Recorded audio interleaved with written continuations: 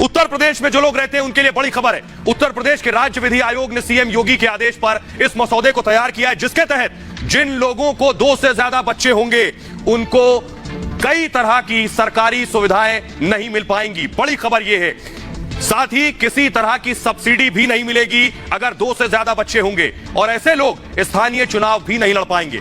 मसौदे के मुताबिक 2 से ज्यादा बच्चे वाले अभिभावक 77 तरह की, जी हां 77 तरह की सरकारी योजनाओं और अनुदानों का लाभ नहीं ले सकेंगे। जिन लोगों के 2 से ज्यादा बच्चे होंगे वो सरकारी नौकरी नहीं कर पाएंगे, यानी उन्हें सरकारी नौकरी नहीं मिलेगी। इसके अलावा जो लोग पहले से सरकारी नौकरी कर रहे हैं, देखिए जरा बड़ी खबर ये, अगर पहले से सरकारी नौकरी कर रहे हैं और बच्चे 2 से ज्यादा हैं तो उनके 2 से ज्यादा बच्चे हैं, उन्हें अब प्रमोशन नहीं दिया जाएगा।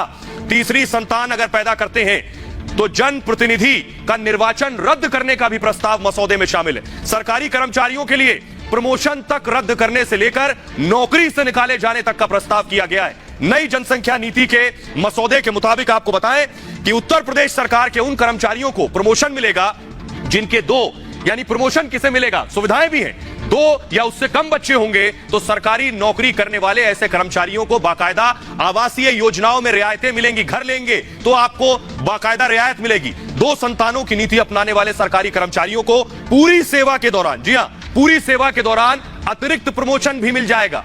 2 बच्चे पैदा करने वाले ऐसे लोग जो सरकारी नौकरी में नहीं है उन्हें भी कई तरह की छूट दी जाएगी। छूट में क्या क्या शुमार है देखिए जरा, अगर आपके 2 से ज्यादा बच्चे नहीं है तो आपको हाउस टैक्स में छूट मिलेगी, आपको होम लोन में छूट मिलेगी। योगी आदित्यनाथ सरकार ने ये बड़ा एक्शन है योगी का जनसंख्या नीति के जरिए, क्या क्या फायदे मिलने वाले। तो सवाल ये है, आपको बताने जा रहे हैं कि आखिर इसकी जरूरत क्यों पड़ी। जल्दी से आपको दिखाते हैं आखिर उत्तर प्रदेश में जनसंख्या नीति की जरूरत क्यों आन पड़ी है। देखिए जरा जल्दी से ग्राफिक दिखाएंगे।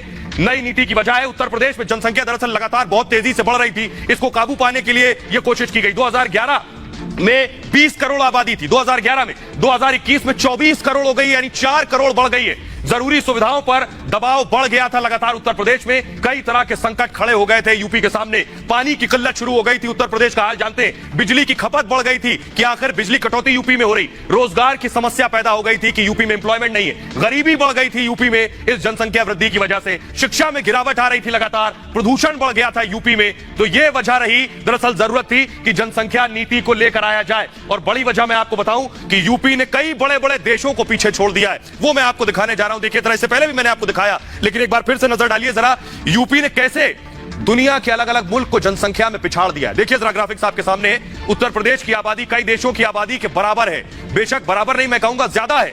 आप हैरान हो सकते हैं लेकिन ये एक सच्चाई है। देखिए जरा उत्तर प्रदेश में 24 करोड़, उत्तर प्रदेश की आबादी आपके सामने देखिए जरा, 24 करोड़ यूपी में है। एक मुल्क पाकिस्तान, पड़ोसी मुल्क है, दूर जाने की जरूरत नहीं है, पाकिस्तान की आबादी भी यूपी से कम है। अगला देश लेकर आइए, 23 करोड़ पाकिस्तान की आबादी है। बांग्लादेश 16 करोड़, यानी उत्तर प्रदेश से कम आबादी बांग्लादेश की है, पड़ोसी मुल्क है। बांग्लादेश में 16 करोड़ आबादी है। तीसरा देश देखिए, ब्राजील की आबादी 22 करोड़ है, 22 करोड़, 24 करोड़ यूपी में, यानी ब्राजील से भी आगे है उत्तर प्रदेश। तो यह है यूपी की हालत जो मैं आपको दिखा रहा था। आइए अब आपको बताता हूं कि लेकिन इस पर सियासत शुरू हो गई। योगी ने, सोचिए 8 महीने बाद चुनाव है, चुनाव से पहले एक मुख्यमंत्री ने इतना बड़ा फैसला लिया है कि आबादी को कैसे रोका जाए, जो उसके लिए नकारात्मक भी हो सकता है चुनाव से पहले, लेकिन आबादी को जो लोग वोट समझते हैं वो परेशान हो रहे हैं। देखिए रिपोर्ट।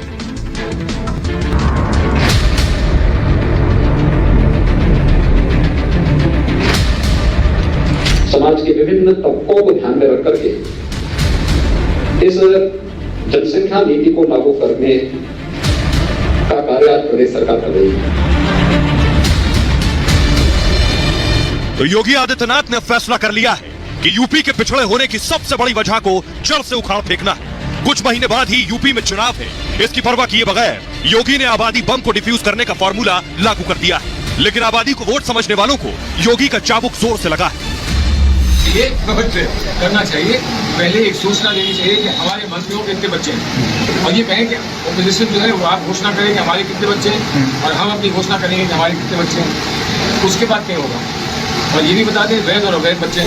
कुदरत करती है तो आप उस पर पाबंदी लगा रहे हैं, आप अल्लाह के कानून से मुकाबला कर रहे हैं, टकरा रहे हैं। दुनिया के बड़े देशों को उत्तर प्रदेश आबादी के मामले में पछाड़ चुका है। इसे रोकने का फैसला कर्म योगी ही ले सकते थे, लेकिन सुधार की पहल विपक्ष को रास नहीं आ रही और वो इस पर राजनीति करने में जुटे हैं। साढ़े 4 साल से योगी आदित्यनाथ सो रहे थे। अब जब चुनाव आया है तो आप पॉपुलेशन कंट्रोल करने की बात कर रहे हैं। पॉपुलेशन कंट्रोल सिर्फ यूपी में होगा, पूरे देश के अंदर नहीं होगा। और अगर यूपी में कानून बनता है तो लोग बिहार में जाके बच्चे पैदा कर लेंगे और वापस यूपी में आ जाया करेंगे। कांग्रेस ने भी एक अभियान चलाया था, छोटा परिवार सुखी परिवार, ये कांग्रेस का भी नारा था।